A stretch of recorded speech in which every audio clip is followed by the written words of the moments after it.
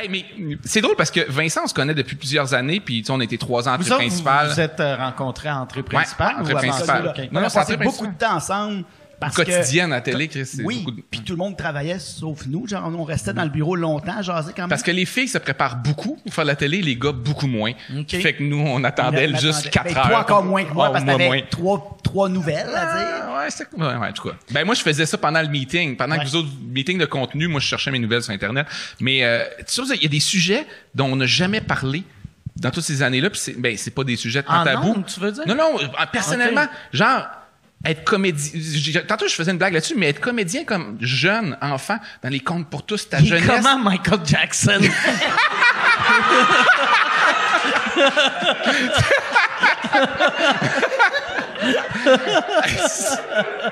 C'était ça. C'est ça ton interrogation. Non, mais... Tu as été touché? Non, c'était pas ça. Moi, je te laissais y aller. Pour ça...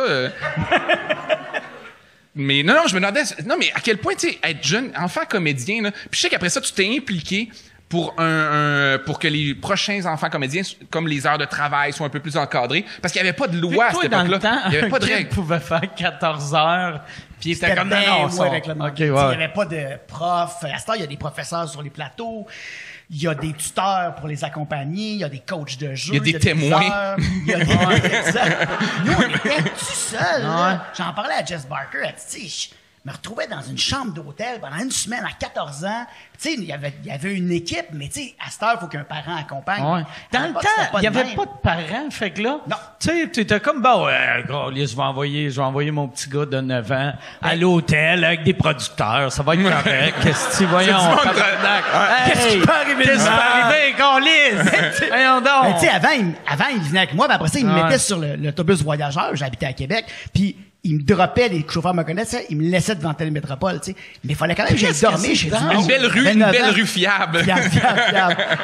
Fait que j'allais dormir chez le monde. Il droppait sur de Maisonneuve devant TVA, tu sais. Puis il y a une directrice de prod qui m'amenait faire dodo chez eux après, tu sais.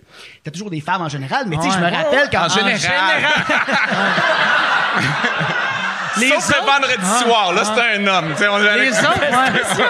Les autres m'en rappelaient, il faudrait que je me fasse hypnotiser. Parce que c'est bloqué. Je me rappelle de rien.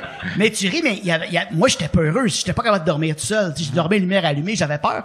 Fait que quand j'arrivais là-bas, c'était comme systématique. Là. Moi, j'étais pas capable de dormir. Fait que là, je disais à la madame...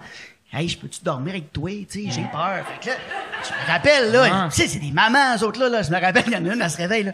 Elle lève son drap, mais elle est comme juste en camisole avec T'as vu? Grosse touffe. Mais ça fait juste que, viens-t'en, mon grand, viens te coucher. Puis là, moi, je suis comme, oh my God, j'aurais pas dû voir ça. Ah ouais. Mais là, tu t'es craché sa queue. All right, madame. Oh, yes. Hey. Bienvenue dans le monde du show business.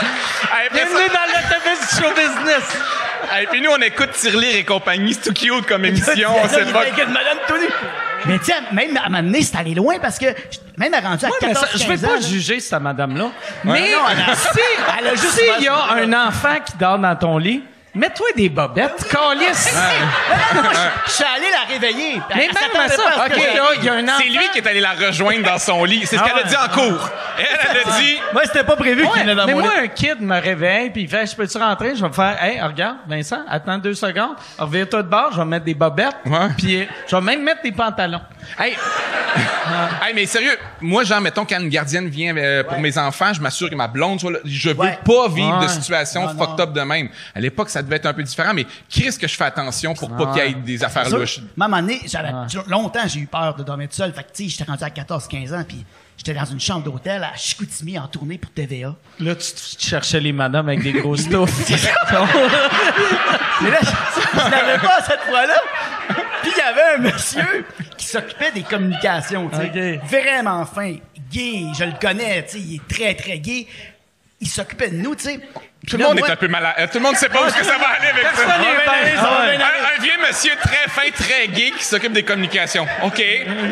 Super sweet, ce gars-là, je parle encore. Et là, moi, j'ai 15 ans, tu sais, puis là, je peux voir... Je Je sors de ma chambre, puis je suis comme, je peux pas dormir. Je suis terrifié à l'idée de dormir tout seul. Puis là, je suis comme avec fucking Stéphane Bureau. Tu peux pas aller cogner à Stéphane Bureau et dire, Stéphane, je peux-tu dormir dans ton lit? Tu sais, je suis comme, je peux pas faire ça.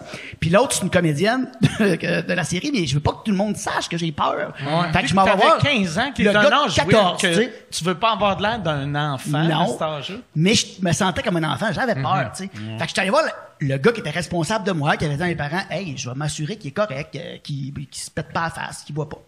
Fait que là, je cogne à sa chambre en tournée. J'allais voir ouvrir la porte. Là, je pense qu'il avait apporté sa robe de chambre, tu sais. Dans mon souvenir, il y a une robe de chambre de satin. Là, j'imagine Liberace, est-ce qui t'accueille? Mais c'est pour ça, c'est à cause de tes détails-là que tu ne se rendras pas en cours. Puis là, Il y avait un tigre et une grosse robe de satin. J'étais comme, non, c'est pas...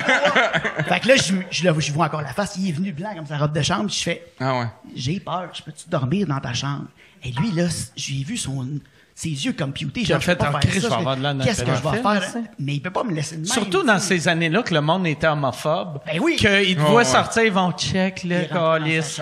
Il a convaincu le petit peureux à y sucer le pénis.